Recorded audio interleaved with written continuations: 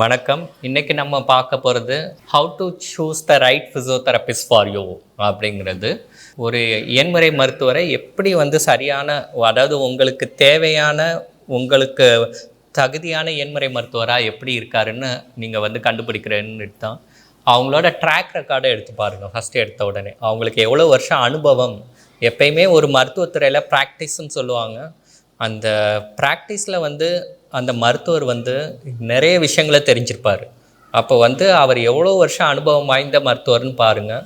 அவர்கிட்ட போனீங்கன்னா உங்கள் பிரச்சனை இலகுவாக சீக்கிரமாக சரியாகும். ரீசெண்டாக அப்டேட்டில் என்ன இருக்காங்க அதையும் நீங்கள் பார்த்துக்கணும். இப்போது உங்கள் சொந்தக்காரங்களோ யாராவது அந்த மருத்துவர்கிட்ட போனாங்கன்னா அவங்களோட ரிசல்ட்ஸ் எப்படி இருக்குது, அவங்களோட வலியோ இல்லை எதுக்காக போனாங்க, அது சரியாச்சா, அந்த சர்வீஸ் எப்படி இருக்குது, அதெல்லாம் நீங்கள் கேட்டுட்டு ஒரு சரியான ஃபிசியோதெரப்பி மருத்துவரை தேர்ந்தெடுக்கலாம். அடுத்த விஷயம் குவாக் ப்ராக்டிஸ்.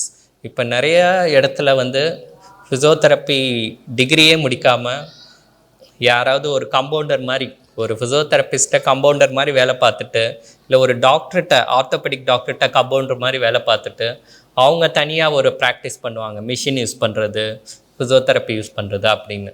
அப்போது அவங்களோட கிளினிக்குக்கோ இல்லை அவங்களோட சென்டருக்கோ நீங்கள் போனீங்கன்னா அது உங்களுக்கு பிரச்சனையை மேலும் அதிகப்படுத்த வாய்ப்புகள் அதிகமாக இருக்குது.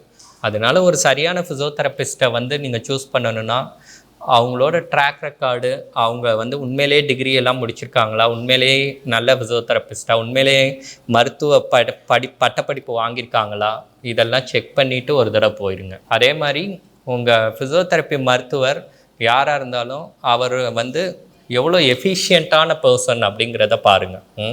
ஏன்னா சில ஃபிசியோதெரபிஸ்ட்டுகள் ரிசல்ட்ஸ் அந்தளவு இருக்காது, லாங் டேர்மாக இழுத்துட்டே இருப்பாங்க. ஒரு கண்டிஷனை, ஒரு ப்ராப்ளம்னா அவங்க அதுக்குரிய சொல்யூஷனை இத்தனை நாட்களுக்குள்ள நான் முடித்து விடுவேன் அப்படின்னு உங்களுக்கு சொல்லணும். இல்லை எனக்கு இந்த பிரச்சனைக்கு லாங் டேர்ம் ஆகும் அப்படிங்கிறத அவங்க முன்னாடியே உங்கள்கிட்ட சொல்லிடுவாங்க. நீங்கள் இது சரியாகும்னு சொல்லிவிட்டு நீங்கள் லாங் டேர்மாக ஒரு ஃபிசியோதெரப்பி மருத்துவர்கிட்ட போகாதீங்க. அவங்க உங்களுக்கு ஒரு காலக்கெடு சொல்லுவாங்க. இது நரம்பு பிரச்சனை தான், இது 6 மாதம் ஆகும், 1 வருஷம் ஆகும், நீங்கள் வாரத்துக்கு 3 நாளாவது வரணும், இந்த மாதிரி அவங்க சொல்லுவாங்க. அதை நீங்கள் ஃபாலோ பண்ணிக்கோங்க. இது நீங்கள் வருஷக்கணக்காக வரணும், அதெல்லாம் சரியே ஆகாது அப்படின்னு சொன்னாங்கன்னா அந்த ஃபிசியோதெரப்பி மருத்துவர்களை சுத்தமாக தவிர்த்துருங்க. அவங்க உங்களுக்கு ஒரு நம்பிக்கை ஊட்டு விதமாக பேசணும். அவங்க உங்களை டீமோட்டிவேட் பண்ணக்கூடாது. அதே மாதிரி இதெல்லாம் சரியே ஆகாது அப்படின்னு எந்த மருத்துவருமே சொல்ல முடியாது.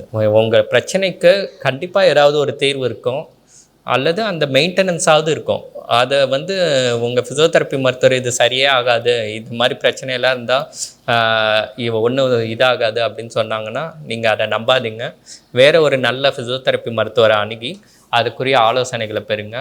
அதுவே உங்களுக்கு சிறந்ததாக இருக்கும். மொத்தத்தில் ஒரு ஃபிசியோதெரப்பி மருத்துவருங்கிறது உங்கள் வாழ்க்கையை புரட்டி போடுற மாதிரி.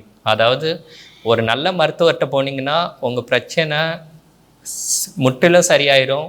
நீங்கள் உங்கள் இயல்பு நிலைக்கு போய் உங்கள் வாழ்க்கை குவாலிட்டி, லைஃப் குவாலிட்டியை இம்ப்ரூவ் பண்ணிக்கலாம். இதே நீங்கள் ஒரு மோசமான ஃபிசியோதெரப்பி மருத்துவர்கிட்ட போனீங்கன்னா உங்களோட பிரச்சனை மேலே அதிகமாகி உங்கள் வாழ்க்கையே, லைஃப் குவாலிட்டி இன்னும் குறைய வாய்ப்பு இருக்குது. அதனால் எவ்ரிதிங் ஷுட் பி கேர்ஃபுல். நீங்கள் உங்கள் ஃபிசியோதெரப்பி மருத்துவரை தேர்ந்தெடுக்கும் போது ரொம்ப கவனமாக இருங்க. நன்றி.